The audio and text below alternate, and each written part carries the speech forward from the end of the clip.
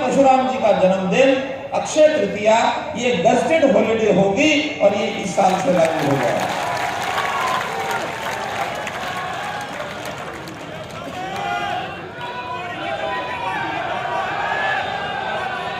इसी प्रकार एक विषय आया है पैरावर की जमीन का। अरे कर रहा है, सुन तो लो सारी सुनोगे कि नहीं? अभी सारी सुनोगे कि नहीं? ये डिपार्टमेंट और हमारे सामाजिक संस्थान जो भी वहाँ रोहतक का संस्थान है उसका झगड़ा ये 2013 में शुरू हुआ था। 13 तक 2 बार इसको एक्सटेंड, एक बार एक्सटेंड किया गया, 2 साल पहले टाइम था, 4 साल तक बिल्डिंग बनी नहीं। फिर उसके बाद इसके ऊपर पैसा वो नहीं भरा गया तो लगातार बढ़ता चला गया और एक नोटिस को कैंसिल करने का आ गया। डिपार्टमेंट भी गांव की बजाय शहर का हो गया। एचएसवीपी ने वो जमीन जो एक्वायर कर ली, एक्वायर करने के बाद उन्होंने भी अपना खर्चा शुरू कर दिया, तो आखिर में झगड़ा शुरू हुआ।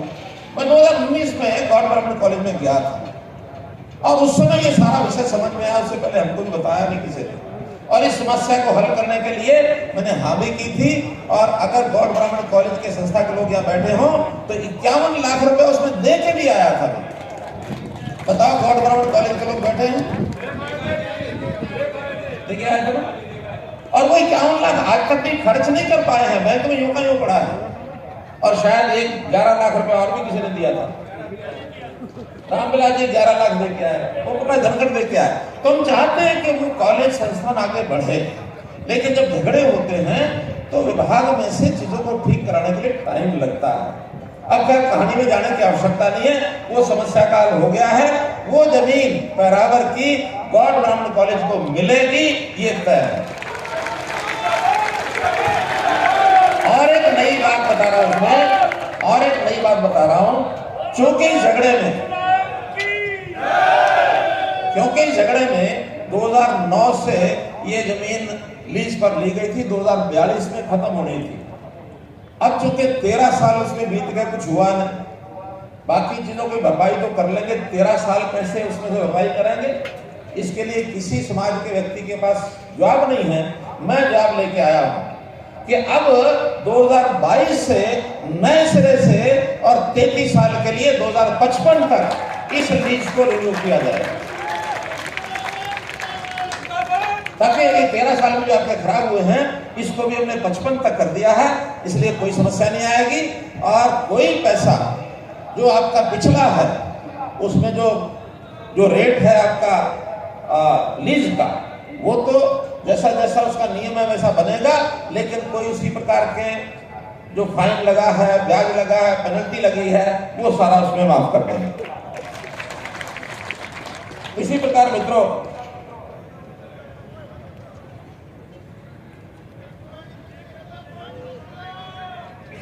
भगवान परशुराम जी के ऊपर एक मन में ये भी विचार आया है कि उनकी जीवनी, उनके चित्र से एक पोस्टल स्टैम्प, डाक टिकट ये जारी की जाए।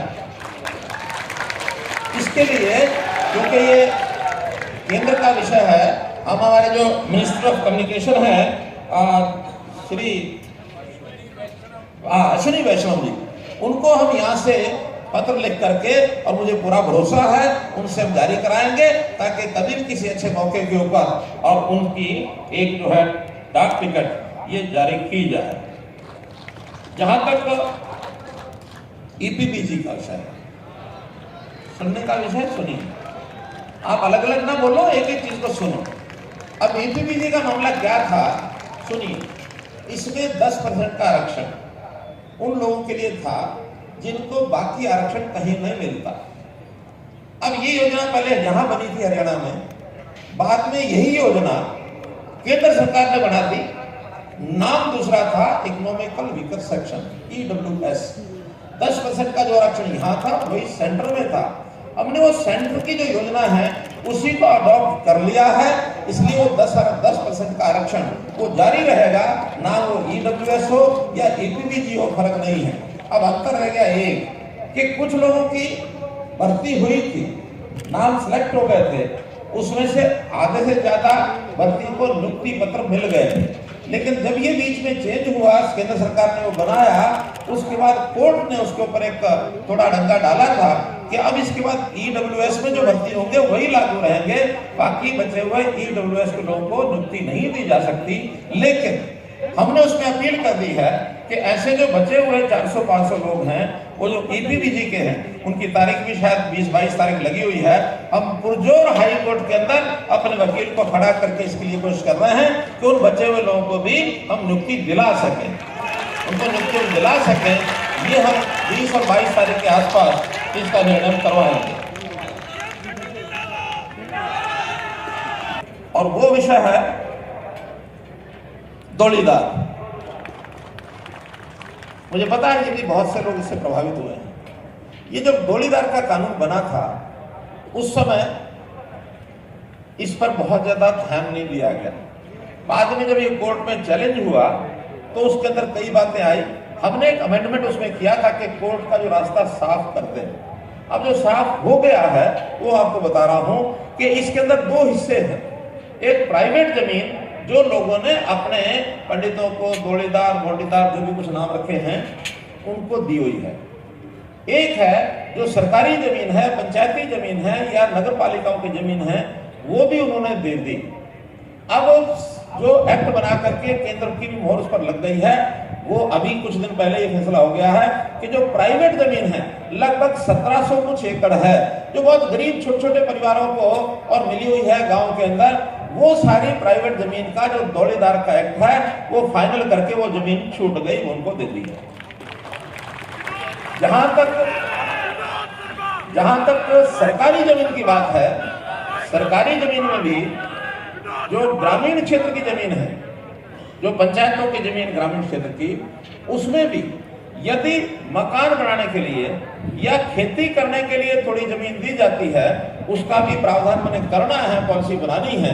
लेकिन उनको परिवारों को भी खेती के लिए और जो मकान के लिए आवश्यक जमीन, उसको छोड़ने का एक्ट भी हम बना देंगे, उसमें कहीं कोई कठिनाई नहीं आएगी। इसलिए, लेकिन जहां तक बहुत जिन्होंने धंधे व्यवसाय करने हैं, जिन्होंने करोड़ों की जमीनें वो लेकर के कुछ ने बेच भी दी है, कुछ ने बेचने का काम कर रहे हैं, उसके लिए थोड़ा कठिनाई आएगी। और मैं समझता हूँ समाज से बातों को समझता है। कुछ लोगों का तो लालच है, कुछ को अपना घर और अपने परिवार का गुजारा भत्ता करना, गुजारे भत्ते और जो मकान के लिए वो सारी जमीनें छूटेंगी। लेकिन जो बेच करके करोड़ों रुपए का लालच करते हैं, वो पहले ही कोर्ट ने बंद किया है, उसके ऊपर कोई रियायत नहीं दी जाएगी, ऐसा इसके अंदर एक निर्णय किया। जहां कि इनको कोई धर्मशाला के लिए जमीन, तो इसमें भगवान परशुराम सेवा सदन के नाम से एक 2000 मीटर का प्लॉट, ये इनको, क्योंकि वो एचएसपी का एक नियम है, उस नियम के आधार पर अप्लाई करेंगे तो उनको दे दिया जाएगा। इस प्रकार से 2000 एकड़ का एक प्लॉट, और केवल करनाल में नहीं, और भी जगह पर जहां जहां जरूरत होगी धर्मशाला के लिए, आप लोग अप्लाई करेंगे, उसमें पूरी कोशिश करेंगे कि जल्दी से जल्दी वो जो नियम पॉलिसी है उसके हिसाब से ये प्लॉट दिए जाएंगे। उसका रेनोवेशन करना है, अपडेशन करना है, क्योंकि बहुत पुराने समय से उसका रखरखाव नहीं हुआ, उसका रखरखाव भी किया जाएगा। और भगवान परशुराम चौक से गांधी चौक तक वो जो मार्ग है, जो डॉक्टर कल्पना चावला के कॉलेज के सामने वाला मार्ग है, उसका नाम भगवान परशुराम मार्ग ये भी रख दिया जाएगा, ऐसा भी हमने निर्णय लिया। बड़ा कोई पार्क यदि हमको मिलेगा, अभी ढूंढ रहे हैं हमारे लोग, अगर बड़ा पार्क कोई मिलता है तो वहां भगवान परशुराम जी का एक स्टैच्यू ये भी लगवाया जाएगा, ऐसा भी हमने यहाँ के लोगों को विश्वास दिया। धर्मशालाएं ऐसी भी हैं जिनको वो मुख्यमंत्री का जो सहायता कोष होता है, जो उसमें डिस्क्रिप्शन कोटा है, वो नहीं मिलता है, तो यहाँ हमारे सुरेंद्र बड़ौदा जी और बाकी संस्थाओं के जो अध्यक्ष हैं, वो सब मिल करके जिनको नहीं मिला है उनकी लिस्ट मुझे तो क्या देंगे, अपने आप वो इकट्ठा करके और उसमें बांट लेंगे। 31 लाख रुपया उन धर्मशालाओं के लिए, और ये भी घोषित किया जाता है बात। लेकिन जो नहीं होने वाले हैं, कभी झूठ बोलने का काम मैंने किया नहीं। रास्ता निकालने के लिए समय लग सकता है, लेकिन कोई चीज नहीं होने वाली है तो उसके लिए घोषणा करना ये उचित नहीं होता, वरना एक बार घोषणा होने के बाद फिर पीछे पीछे दौड़ते रहते सब लोग। आप लोगों ने इतना प्यार दिया, इतने सब बड़ी संख्या में आए हैं, और मैं समझता हूँ समाज की चिंता, देश की चिंता, प्रदेश की चिंता आप हमारे साथ मिलकर करेंगे।